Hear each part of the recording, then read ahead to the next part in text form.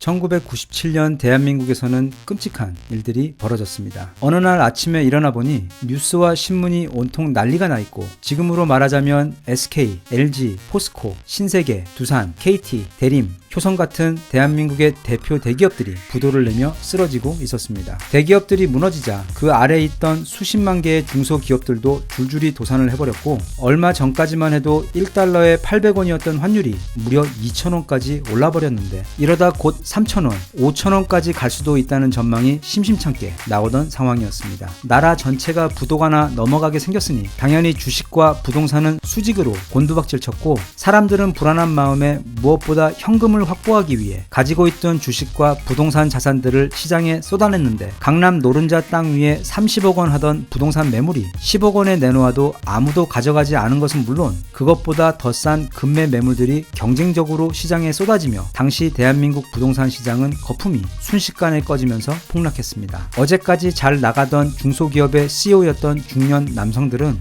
납품하던 대기업이 부도가 나버리는 바람에 외상으로 미리 내어준 물건값을 받지 못해 회사가 부도가 나버리고 도망치는 신세가 되거나, 하루 일당이라도 벌기 위해 새벽 노가다판에 뛰어드는 경우가 허다했으며, 당시의 총체적 난국으로 인한 정신적 충격과 좌절감을 이기지 못해 많은 사람들이 한강이나 높은 건물 위에서 또는 달려오는 지하철 앞으로 몸을 던졌습니다. 당시에는 별 노력을 하지 않아도 4년제 대학만 나오면 거의 자동으로 가는 것으로 알려져 있던 대기업 취업의 기회 또한 그 대기업들이 사라지며 함께 사라져버렸고, 그곳에서 일하던 수만 명의 상사맨들 역시 일방적 해고 또는 명예퇴직을 당해 길거리로 쏟아져 나왔으며, 모두가 무시하던 박봉의 말단 공무원 자리를 두고 실직한 CEO부터 박사 학위를 가진 사람들, 그리고 대학에서 쏟아져 나오는 졸업생들까지 모두 달라붙으며 당시 청소요원 자리는 모두가 바라는 꿈의 자리가 되기도 했습니다. 이렇게 1997년 찾아온 외환위기, 일명 IMF는 수많은 사람들의 직장과 목숨을 앗아갔고, 셀 수도 없는 수의 회사와 가정들을 공중분해 시켜버렸습니다. 물론 대한민국은 이후 2008년에도 서브프라임 사태, 그리고 현재도 코로나로 인한 경제난을 겪고는 있지만, 당시 IMF 사태는 그 이전에는 그런 경험이 전혀 없는 상황에서 처음 맞는 상황이었기 때문에 당시 입었던 물질적 피해 이상으로 사람들이 겪었던 정신적 공포와 충격은 상상을 초월했습니다. 아시아 최대 아파트 단지였던 음마 아파트를 지었던 재계 14위 한보그룹이 제일 먼저 부도가 나며 무너졌고, 지금의 SK 또는 LG에 해당하는 재계 3위 대우그룹까지 쓰러졌으며, 반포 땅부자 뉴코아 그룹도 부도에 쓰러지고, 프로 야구팀까지 가지고 있었던 쌍방울과 산미그룹까지 쓰러지는가 하면, 기아자동차 역시 하루아침에 부도가 나버리는 등 대한민국 1위부터 30위 사이에 있던 대기업들 중 17개가 순식간에 부도가 나거나 해체되어 버렸습니다. 사람들은 아침에 일어나면 뉴스를 통해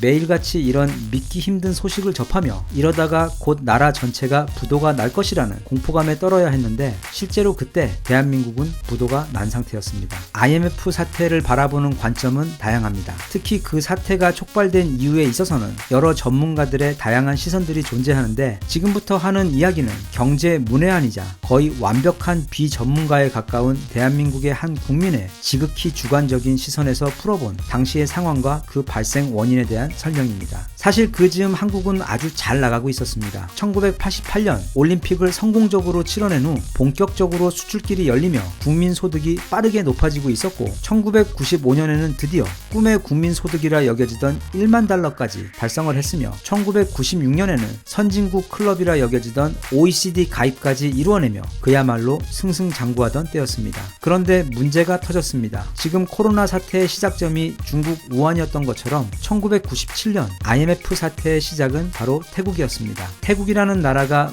무리하게 끌어다 쓴 외국 자본과 태국의 취약한 금융 경제의 빈틈을 노리고 공매도 전략을 통한 대대적 투기성 공격을 감행한 서양의 헤지펀드 회사들 때문에 나라가 순식간에 부도가 나버리며, 그 불똥이 이웃나라인 인도네시아, 말레이시아, 싱가폴로 튀었고 대한민국에까지 미치게 된 것입니다. 당시 사태의 본질은 사실 아주 간단합니다. 돈을 빌렸는데 그 돈을 갚지 못해 집이 통째로 넘어가 버린 상황입니다. 그렇다면 당시 대한민국이 그렇게 돈이 없었냐 하면 그건 또 아닙니다. 우리가 IMF를 겪게 된 가장 가장 큰 이유는 나라에 돈이 없어서가 아니라 정확히 말하자면 수중에 가진 달러가 부족해서 벌어진 일입니다. 또한 신자유주의와 함께 이미 서양의 자본주의 국가들에서는 자본주의라는 그 이름에 걸맞게 더 이상 물건을 만들어 수출해서 돈을 버는 방식이 아닌 금융이라는 시스템을 통해 돈을 굴려 돈을 버는 시스템이 정착되고 있었는데, 국제 금융에 대해 너무도 무지했던 대한민국을 마치 한 무리 사채업자들이 순진한 갑부를 금융 도박판으로 끌어들여 도저히 갚을 수 없는 커다란 빚을 지게 만든 후 그가 가지고 있던 모든 돈과 회사 그리고 건물과 부동산까지 몽땅 헐값에 갈취해 간 것과 크게 다를 바가 없는 그런 사건이었습니다. 당시 금융 지식이 부족했던 우리 정부는 특히 환율 전쟁과 외환 관리에 있어 거의 대비가 없었습니다. 아주 쉽게 설명하면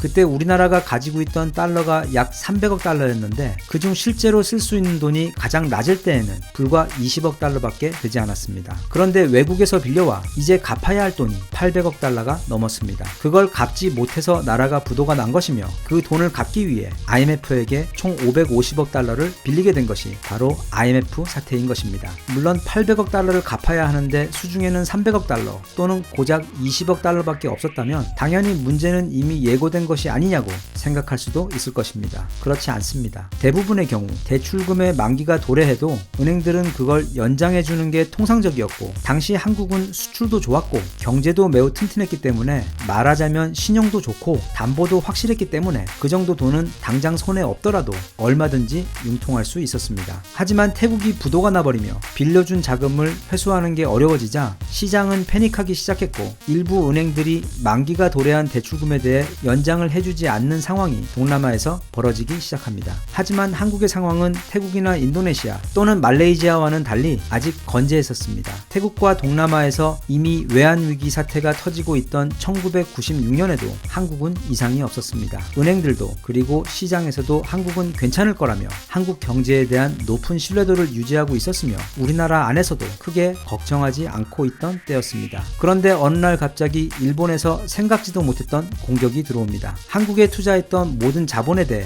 원금 상환을 요구하며 국제사회에서 한국을 순식간에 신용불량자로 만들어버린 겁니다. 이때부터 나라 안팎에서 한국 시장에 대한 패닉이 시작되었고 둑이 터지면서 한국 경제는 순식간에 지옥같은 상황으로 끌려 들어가게 됩니다. 그때 당시 물론 한국의 경제 상황에도 문제가 전혀 없지는 않았습니다. 너무도 호황이었던 경제 탓에 모두가 장밋빛 미래만을 기대하고 있었고, 그 덕에 시장 여기저기서 공격적인 투자가 이루어지고 있었으며, 특히 대기업들의 경우 자기 자본 대비 수백 %에서 많게는 2000%에 가까운 돈을 대출을 받아 사업을 확장시키던 때였고, 그 결과 부동산 거품 또한 빠르게 높아지고 있던 때였습니다. 하지만 수출은 여전히 호황이었고 대한민국의 신용도도 여전히 좋았으며, 또 나라의 호황기 때 그 정도의 공격적인 투자는 그리 특별히 문제가 될 건 아니었습니다. 하지만 우리나라에서 IMF 사태가 터지기 직전인 1996년 가을, 갑자기 일본에서 한국에게 빌려준 돈을 모두 빼가겠다고 일방적으로 통보를 하게 됩니다. 놀란 한국 정부에서는 일본에 사절을 보내 사정도 해보았지만 일본은 그걸 들은 채도 하지 않았고, 그래서 빌려온 돈을 모두 상환하지 못할 경우 한국이라는 나라의 경제는 꼼짝없이 부도가 나야 하는 상황에까지 몰려버렸습니다. 게다가 당시에는 한국 경제의 일본 의존도가 매우 높았던 시절이라 한국이 가지고 있던 대외 부채 중 특히 만기가 빨리 돌아오는 단기 외채의 비율이 대략 211%였는데 그 빚의 대부분이 일본에서 고리로 빌려온 것들이었습니다. 한국 정부는 일본에게 거의 전적으로 의존해왔던 만큼 그만큼 또 철저히 일본을 믿고 있었습니다. 하지만 그 신뢰는 거대한 도끼가 되어 한국에게 돌아와 아무것도 모르고 평화롭게 자고 있던 한국의 발등이 아닌 한국의 목을 향해 내려 꽂혔던 것입니다. 당시 해외 경제 전문가들 그리고 금융 전문가들의 이야기를 들어봐도 그 어떤 서양의 은행들보다 일본의 원금 상환 압박이 가장 악랄했다고 합니다. 그래서 그때 대한민국 정부가 IMF의 무리한 요구들까지 모두 수용하면서 그 돈을 빌려야 했던 가장 크고 또 가장 급했던 이유 또한 바로 일본에서 요구하던 그 돈을 상환하기 위함이었습니다. 당시 한국의 가용 외환이 약 20억 달러였는데 최초 IMF에서 달러 수여를 받은 후 제일 먼저 빠져나갔던 돈도 바로 일본 돈이었으며,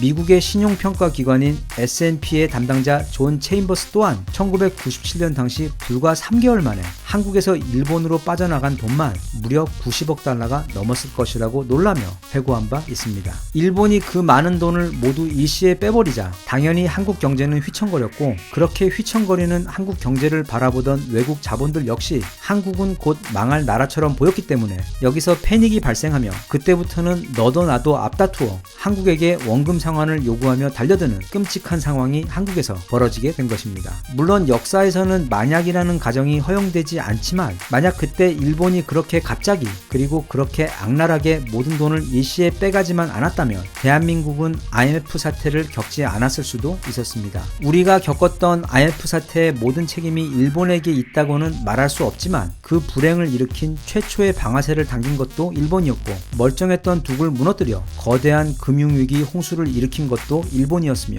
그렇게 국제사회에서 한국을 순식간에 신용불량자로 만들어버려 세계인들 앞에서 한국은 이제 곧 망할지도 모르는 나라처럼 만들어 한국이 해방 이후 50년 동안 쏟아부은 그 모든 피와 땀과 눈물을 한 방에 모두 물거품이 되게 하여 해방 직후의 그 끔찍했던 가난과 고통의 시절로 대한민국이 돌아가도록 만들 뻔한 정말 교활한 타이밍의 악랄한 한방이었던 것이 당시 일본이 한국에게 했던 금융조치입니다. 그리고 그 시도는 실제로 거의 완벽하게 성공할 뻔했습니다. 여담이지만 당시 일본은 IMF 사태 때문에 휴지값이 되어버린 한국의 수많은 부동산과 건물들 그리고 주식들을 한국에서 받아간 바로 그 돈으로 헐값에 쓸어 담았으며, 한국에게 받아간 그 돈을 다시 고리의 사채로 한국에게 빌려주며 돈놀이를 하여 언제나 그래왔듯 한국의 위기를 이용해 가능한 거의 모든 방법으로 이득을 남겼습니다. 아마 당시 상황이 조금만 더 일본의 의도대로 진행되었다면 일제강점기 시절 일본이 침탈했던 것보다 오히려 더 많은 땅과 재산을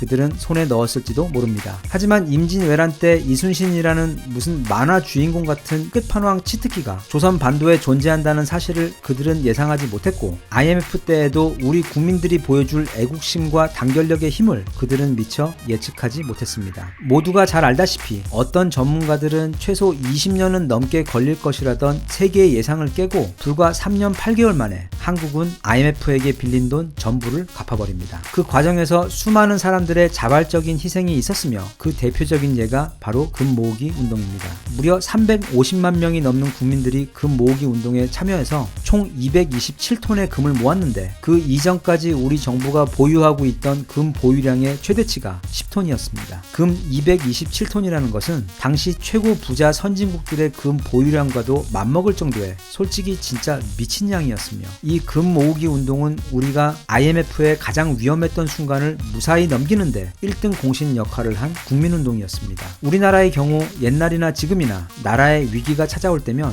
언제나 그걸 해결하고 극복하는 것은 바로 국민들이었습니다. 일본이 시작한 작년 수출 규제 역시 이와 비슷한 맥락으로 한국 경제의 급소를 공격해서 경제를 무너뜨리려는 계산이었지만 결국 그게 성공하지 못하자 일본 내에서 그 다음 공격으로 계속 거론되던 전략이 바로 한국에 뿌린 일본 자본 회수였습니다. 일본은 예전 IMF 때 크게 재미를 본 기억이 있기 때문에 이번에도 일본이 일시에 모든 돈을 확 빼버리면 또다시 한국을 IMF 시절로 되돌릴 수 있다고 믿었던 것입니다. 하지만 그건 커다란 착각입니다. IMF를 겪으며 한국은 그때 정말 많이 놀랐습니다. 그래서 그 이후 지금 우리 국방력이 그렇게 강해진 것처럼 경제와 금융의 체력도 강철처럼 단단하게 키워놓은 상태입니다. 예를 들면 IMF 당시 경상수지가 390억 달러 적자였는데 지금은 1120억 달러 흑자이며, 외환 보유액도 당시는 최대 330억 달러를 가지고 있었는데 지금은 무려 그 10배가 넘는 3700억 달러를 현찰로 보유하고 있으며, 당시 문제가 되었던 단기 외채의 비중 또한, 그러니까 가지고 있는 빚 중 급하게 돌려주어야 하는 빚의 비율도 당시는 211%나 되었지만 지금은 고작 29%밖에 되지 않을 정도로 한국 경제는 지금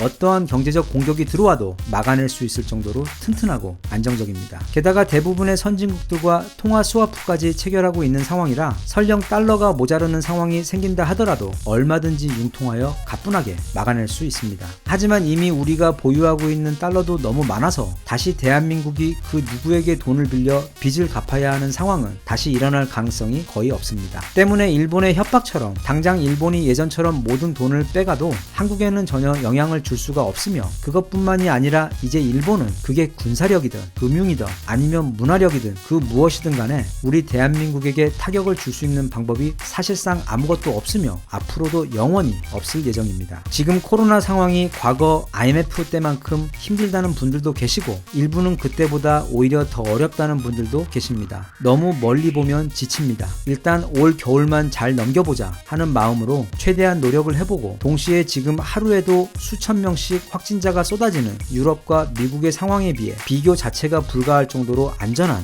우리 대한민국의 긍정적인 상황을 떠올려보며 고마운 마음을 가질 수 있도록 노력하면서 과거 IMF 때 그랬던 것처럼 모두가 서로를 아끼고 도우며 다시 한번 국민 모두가 하나로 똘똘 뭉쳐서 이 어려운 시기를 가급적 무사히 그리고 빨리 벗어날 수 있기를 마음속으로 기원합니다. 대한민국 만세. 감사합니다.